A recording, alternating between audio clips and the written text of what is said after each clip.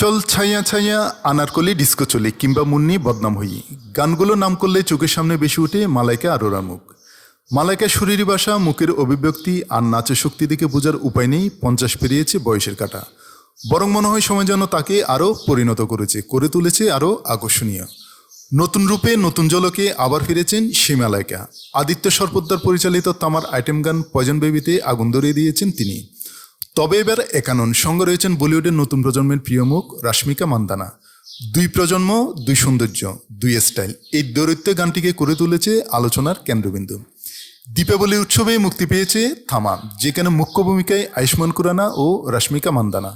ছবির গানগুলোর সুরকার জনপ্রিয় জুটি সচিন জিগার আর পয়জন বেবি গিয়েছেন জেসমিন সেনলাস, সচিন জিগার ও দিব্য কুমার।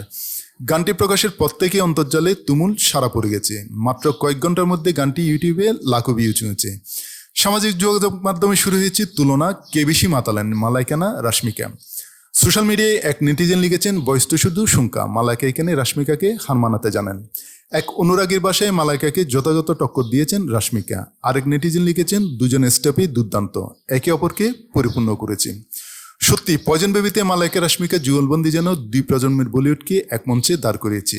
একদিকে অভিজ্ঞতার আগুন, অন্যদিকে তারুণ্যের ঝলক।